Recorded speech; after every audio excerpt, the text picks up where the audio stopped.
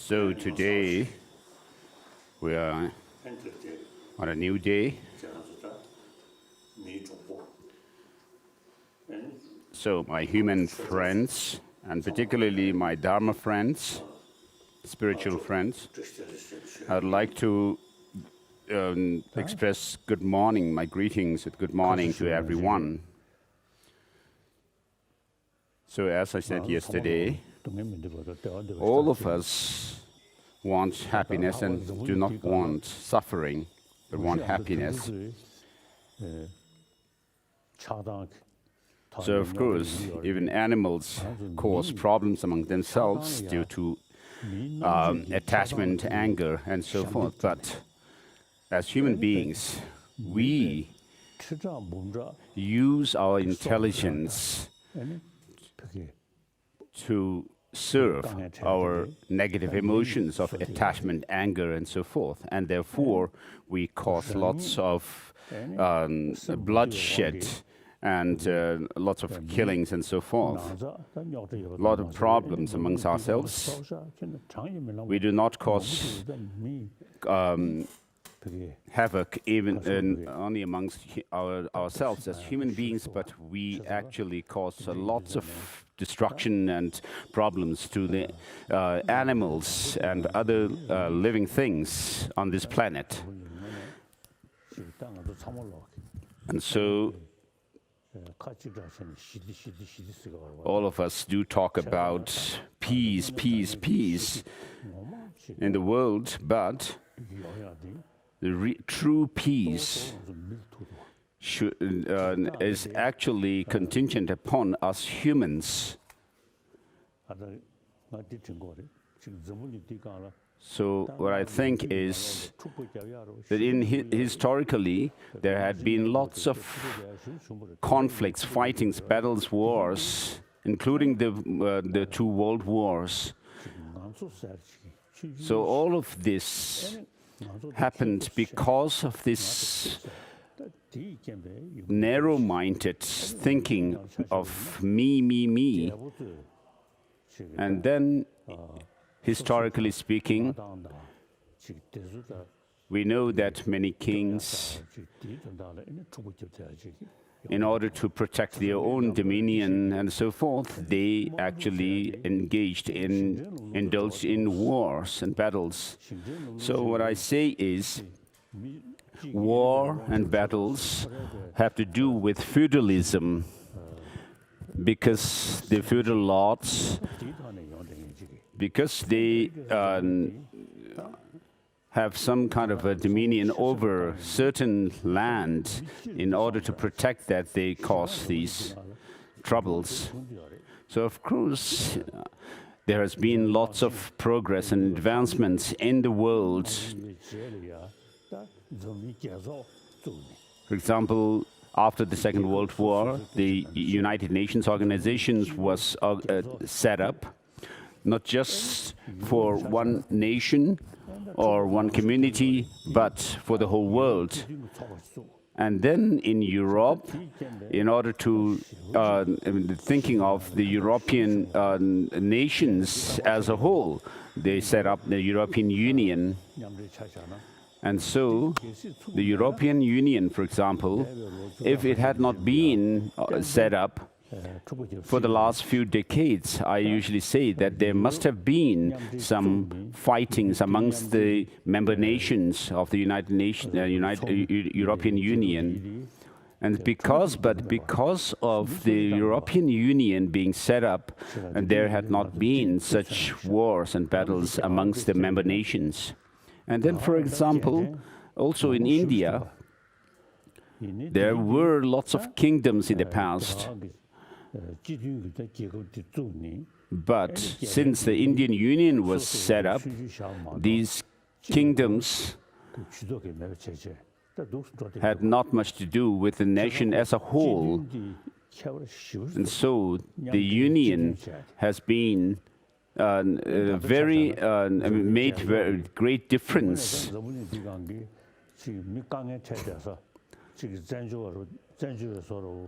So in this world, there are many people, many places where people face lots of problems and difficulties, and therefore the United Nations is there to look, is looking after all these people in problems and difficulties. And therefore, as I said yesterday, there are 7 billion people on this earth. All of us live on this same planet, this one single planet. So we need to be in solidarity, whether in good days or bad days. So we need oneness, the sense of oneness of human beings. So if you travel by spacecraft to the into the space, it is said that there's no physical boundary amongst the nations that is seen from the space. And therefore, with the sense of oneness of human beings, we should know that this thinking of our own, the particular community's needs only is outdated. So if you live in a community, if you think about a community, or for example, a family, if you are friendly amongst one another in the family and in the community, you can always think that others have your back.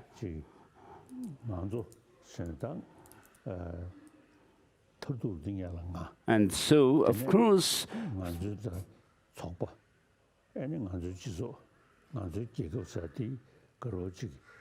thinking about me, my family, my community, my nation, and these cause lots of problems, and therefore it is very important to have the sense of oneness of humanity.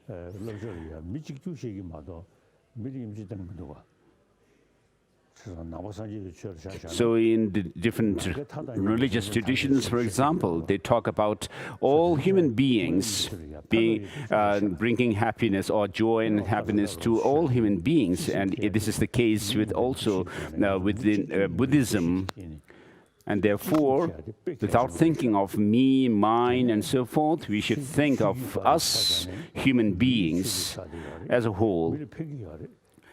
And so the religious traditions are helpful to human beings because the message of all these religious traditions is love and compassion. Despite the difference in philosophical ideas. So it's like food. If you go to a restaurant and if you get only one kind of food, that won't be so attractive. But if you have varieties of food, then you can have different choices. And so, if you have only one thing that you can think about, it won't be so exciting. And so, these different religious traditions, I think, are beneficial to human beings. And so, all these religious traditions, we should think that they have the same message for us. So in the past, there had been lots of fightings amongst the followers of different religious traditions, but all of these fightings and quarrels and so forth have to do with political matters. And so the kings and lords and so forth, the landlords and so forth, have used this as a tool for their gain. And so all the religious traditions, we should know that they are religions of human beings, and therefore we should be in harmony amongst ourselves as human beings. So as I'm doing an introduction to Buddhism, as I quoted Master Aryadeva yesterday, where he said that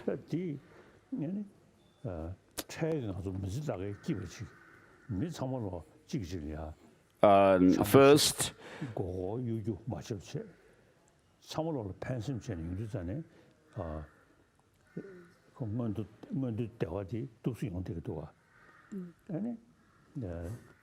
prevent the demeritorious actions, and in the middle, prevent the idea of a coarse self, and later prevent the views of all kinds. Whoever knows of this is wise. And then we also, I also mentioned about the 16 factors for higher rebirth.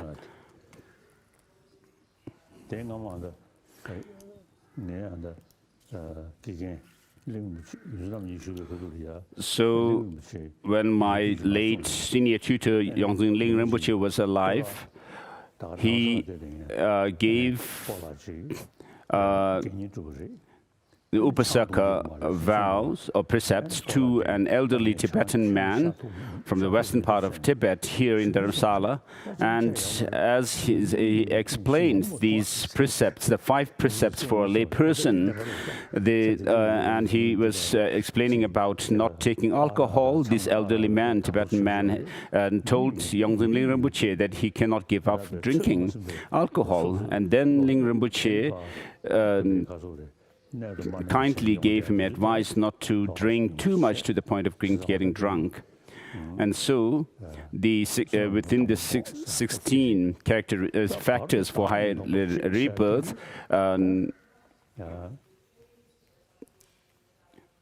we have the practice of not taking alcohol and so forth. And the verse from Aryadeva, where he says, which I quoted earlier, first prevent the demeritorious ones. And then, with regard to Master Nagarjuna's Mula Madhyamaka Karika, where in the 22nd chapter, in the beginning, he says that the Tathagata is neither his aggregates, no different from it. Tathagata is not in the aggregates, nor the aggregates are in him. And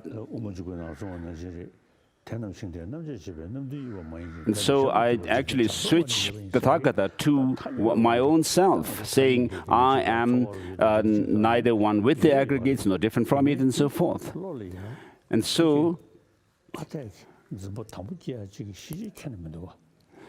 when you actually are able to understand that, everything, including myself or yourself, is dependently arisen, I mean, there's nothing left for you to objectify and grasp at. And therefore, in the second line of Aryadeva's quote, where he says in the middle, prevent this notion of a self. And you have to understand that there is no person or self which is independent apart from the body and the mind aggregates. As if the I or the self is like a governor or a ruler over the mind-body constituent. And then the third line is that in the end, and so that's about the second line.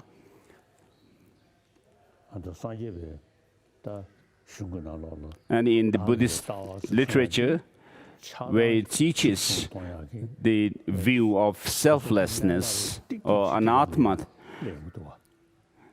this is to counter our negative emotions, these destructive emotions of attachment, anger, hatred, and so forth. Because when you talk about being attached to something, you always think of yourself. And so there is this attachment to yourself as if you are someone independently existing. And that is countered by this understanding of selflessness.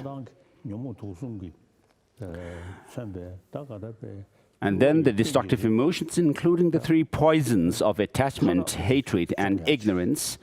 In order to destroy all of these destructive emotions or the mental afflictions, the third line says, in the end, destroy all views, distorted views, is actually talking about this. getting rid of the fundamental ignorance or grasping at some kind of independently existing self. And this understanding of a non-inherent existence of a self, coupled with that of the bodhicitta, the compassion, is able to destroy the fundamental ignorance clinging to the independent existence together with its stains left by them. And then Master Shantideva says that all happiness in the world come from selfishness, and all suffering comes from cherishing others over oneself. And then Shantideva also says that unless you are able to switch your selfish attitude, your joy and happiness with the suffering of others, there's no way you can attain Buddhahood. And even in samsara, you will not have happiness. And therefore, with these understandings, he further says that the which wise or intelligent person does not despairs to ride the horse of bodhicitta, this spirit of enlightenment, which leads one from blissful state to blissful state. And therefore,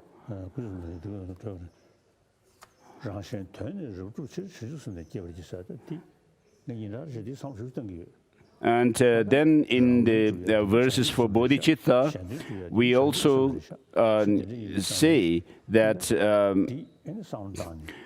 I shall having developed the spirit of highest enlightenment, I shall invite all sentient beings as my guests, and I shall delightfully enact the supreme enlightened conduct.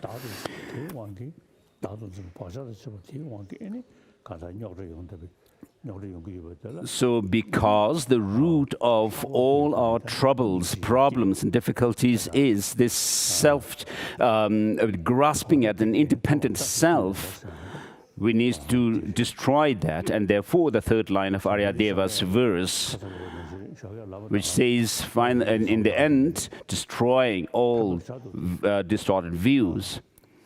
And so when I think along these lines that regarding the wisdom side and the method side of bodhicitta, the wisdom side of emptiness or selflessness, and then I find them really helpful. Let's move on now to chapter 4 of the bodhicitta.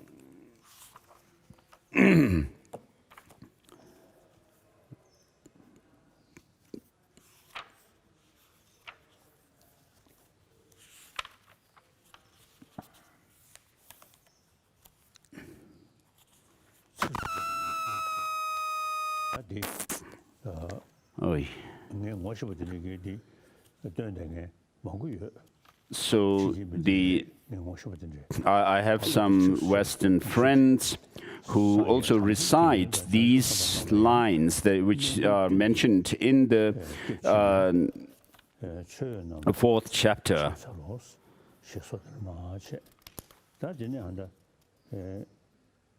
So these are the 20 verses.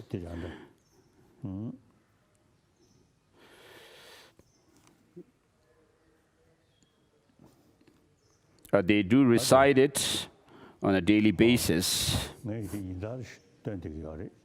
So I also recite this on a daily basis.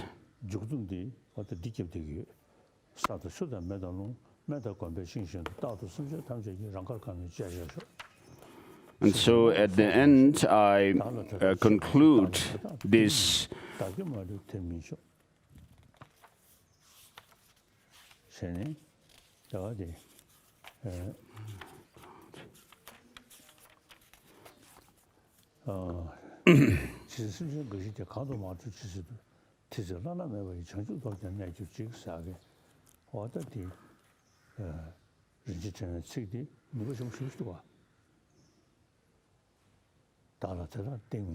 So it begins at verse number 465. Therefore, in the presence of an image or a monument or something else, say these 20 verses 3 times every day. And then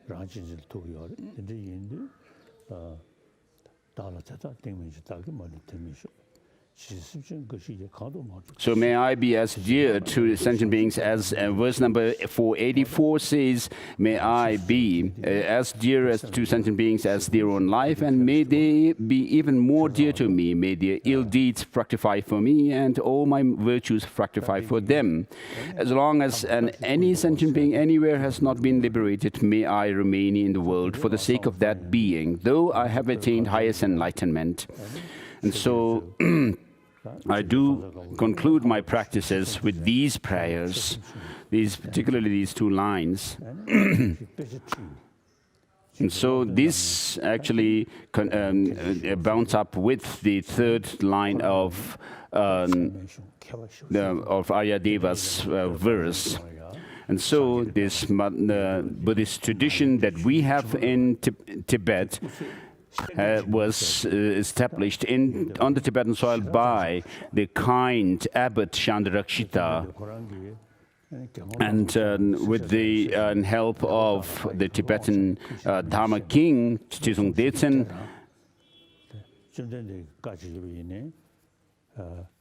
And so, as the Buddha had said, what we follow is reason.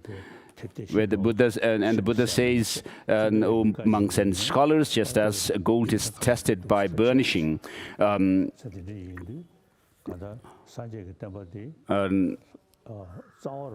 cutting and rubbing, likewise you should examine my teaching thoroughly, examine my teaching, and then accept it, not because you have devotion or faith in me." And so we follow this instruction or the statement of the Buddha, following the tradition that was established by the kind ancestors and Master Chandarakshita on the Tibetan soil, without taking the teachings for granted on the basis of faith alone. And therefore, we have a very profound and very extensive study of philosophy, Buddhist practices through logic and reasoning. So even if you may not have any belief in the religion as such, if you follow reason and logic, you'll be able to see, be rather far-sighted in going about with your life, because you'll be able to understand the things are actually, they come about through causes and conditions. Because of this and that condition, because of this and that factor, such and such, when this and that if effect arises and so forth, you'll be able to understand that.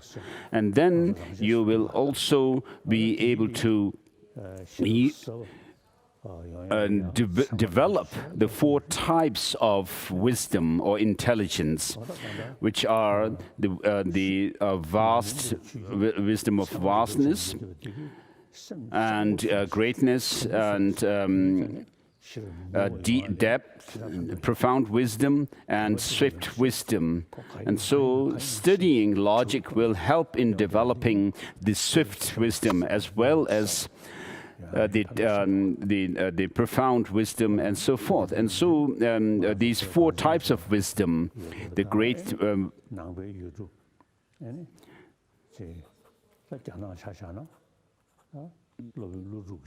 extensive wisdom and so forth. And so we, as followers of the Nalanda tradition, we follow Master Nagarjuna, which is also the case with the Chinese followers of Buddhism as well. And so, Master Nagarjuna's the fundamental treatise of the middle way, Mula Madhyamaka Karika, is there in Chinese translation as well. And today, China has the biggest Buddhist population in the world. So, in any case, Mula Madhyamaka Karika, since it's in Chinese, if the Chinese Dharma brothers and sisters could actually study this text, it would be able to help them. Whether you believe in a past and future lives or not, in this life, it'll definitely be beneficial to you to study this text. And then similarly, the Japanese Dharma brothers and sisters, you seem not to have much interest in doing study of Buddhism. When I was in Japan, gave a talk in Japan in a monastery, and I expressed that it would be good to use the monastery for discussions on Buddhist philosophy, Buddhist practice, and so forth. So Japan, being a follower of the Nalanda tradition as well, you could do that. And then there are Sri Lanka, Burma, Thailand, Cambodia, Laos. So of course the people in these countries follow the Theravada tradition, which is fundamental to Buddhism, which is very good. You have a great practice of Vinaya and so forth. And as a supplement to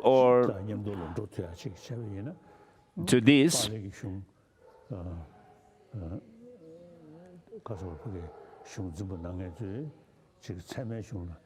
if you could take interest in logic from the Sanskrit tradition, I am sure it would be beneficial to you.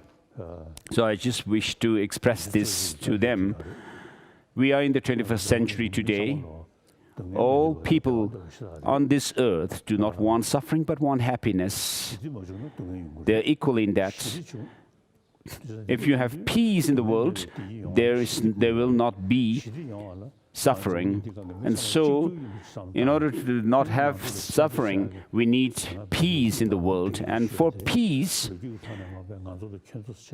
as I said earlier, if you look at history, just thinking of, all these wars and conflicts happened because of the narrow mind to thinking of me and mine.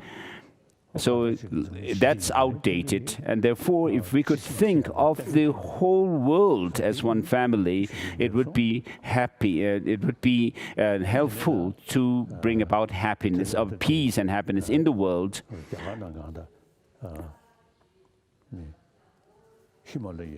So it would be beneficial to everyone. So in the Himalayan regions of India, in our monastic institutions, there are the people or monks and nuns from the Himalayan regions of India, for example. So these monastic institutions, mainly in South India and other places, they study the texts written by Nalanda masters, the 17 Nalanda masters, rigorously through debate, logic, and reasoning. And so far, everyone has done their best to preserve this profound and vast tradition of the Tibetan Buddhist tradition. And then we have the people from the Himalayan regions of India. And once I've met a group of Himalayan, an organization that they have formed, the Tawang Foundation thing, and they. So all in our tradition, we do talk about the profound lineage tradition of the view, and the lineage of the profound view, and the lineage of the extensive conduct, and then the lineage of the practice, the blessing lineage of the practice. But though we do talk about the extensive, the lineage of the profound view and so forth, there's some lack of study of Buddhist tradition in the Himalayan regions as well. And therefore, if you pursue the study of Buddhist philosophy through logic and reason, and then on top of that practice Tantra, then you will actually see the special characteristic of the Buddhist tradition that we have. Otherwise, the tantric practices would just be like some kind of ritualistic practice without real understanding of the basic teachings of the Buddha. So, if you are able to study Buddhist philosophy through logic and reasoning, and then go into tantric practice, having the basic fundamental understanding of the fundamental teachings of the Buddha, then you will actually see the efficacy of Tantra as well. So, of course, we have in the tantric practice, there are different practices of using the winds and channels and drops and so forth, but they are also there in the non-Buddhist Hindu traditions as well. So, as Tibetans also,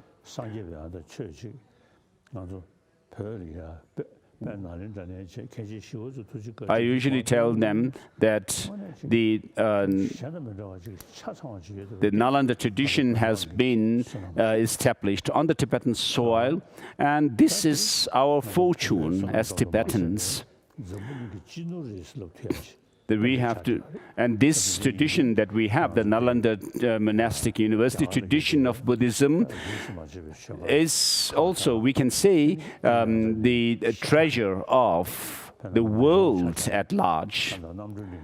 And then,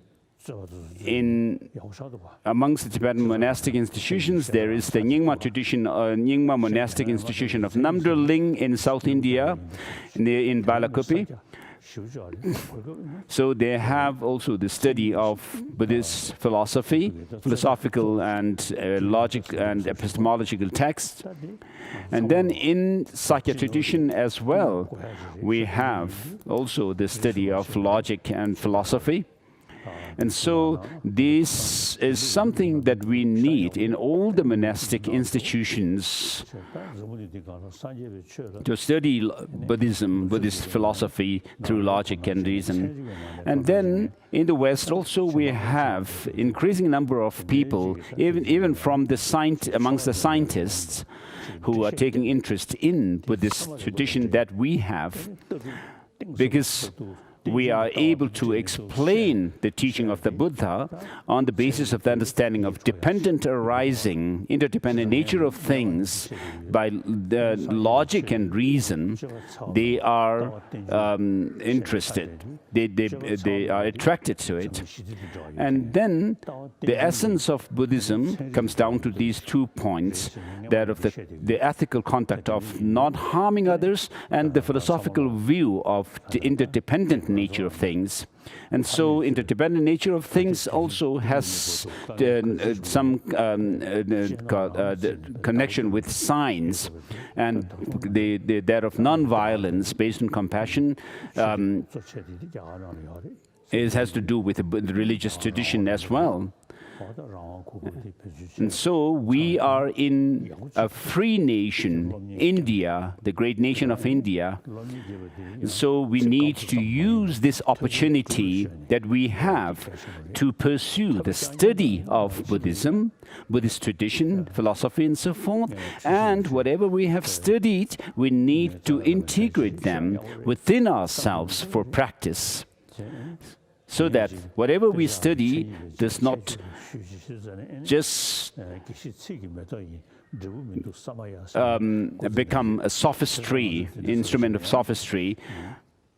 As Tashi Rinpoche used to tell me when he was alive, sometimes he used to joke with me, saying the geshes may be learned, but there is no fruit on that tree of the geshes learning.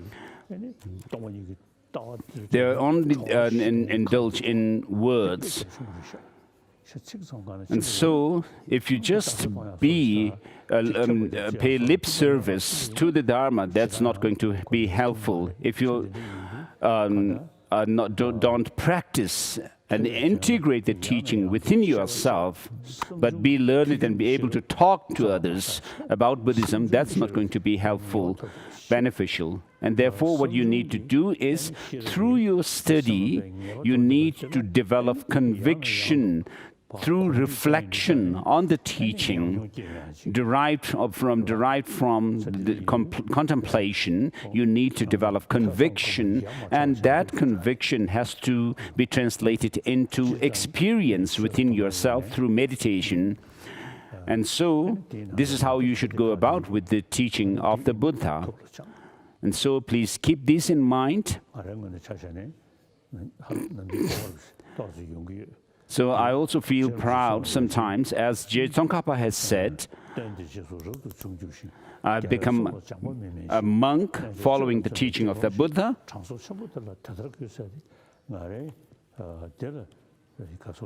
and have become learned, and then a yogi practicing the teaching of the Buddha. And therefore, through the integration of the teaching within oneself and practice, meditation and so forth, I mean, I feel myself rather calm within myself. And so I feel also physically healthy. And so please do that. And then we have lots of monastics from the Himalayan regions of India who have been really helpful in re-establishing the monastic institutions in India after coming into exile. And so today, the situation is quite critical in the world.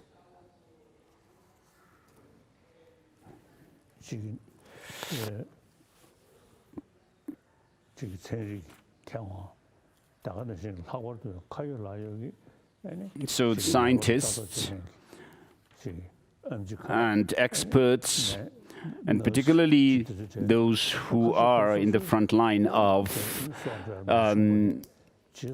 treating the patients with this COVID-19 disease, even some of them even sacrifice their own life. They also treating their patients. So I sincerely rejoice and appreciate their effort, the nurses and the doctors and the caretakers. So when such things like this happen in the world, we should not feel demoralized at all, because that does not help anybody. And so when we have difficulties amongst humans, if we as human beings do not work to solve the problem, who else will do it? And so I appreciate all the doctors, nurses, and the caretakers of the disease, the patients and so forth. I would like to encourage them to keep up with their effort.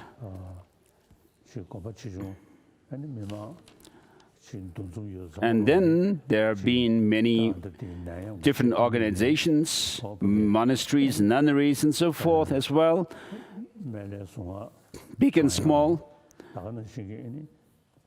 who also have served the different communities in need.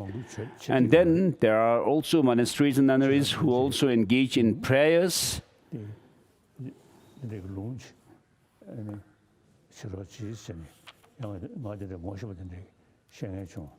So I've been asked to give a transmission of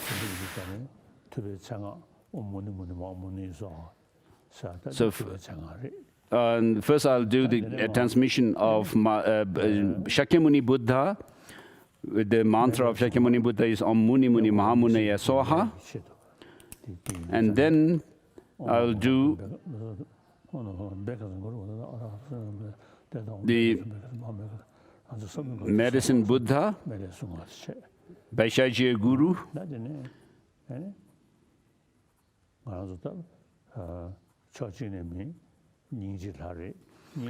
and then Avalokiteshvara, who is the deity of compassion, and who is also the patron deity of Tibet. Om Mani Padme Hum is the mantra.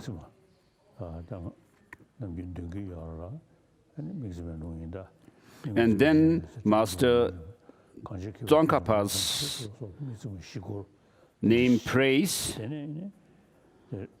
which I'll do the 4-line prayer of Master Tsongkhapa. And then,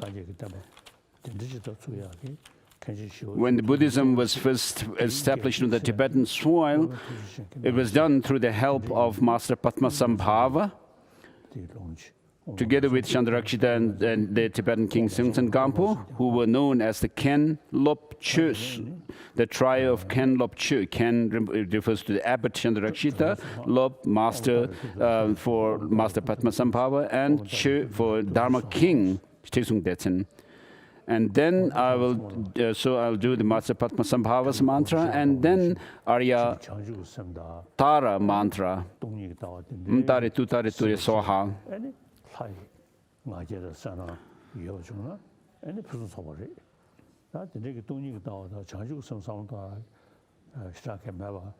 So when you do these recitation of these mantras that I'll give the transmissions of, and if you could do it within the parameters of the view of emptiness and bodhicitta, it would be really beneficial.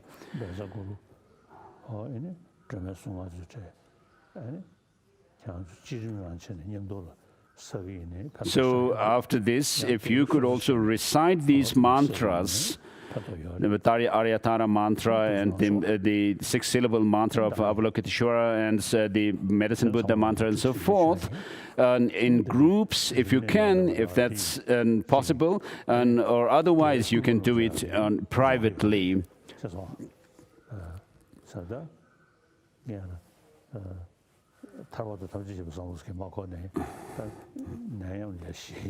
So if you can even recite these mantras, fearing the pandemic, and there would also be some help.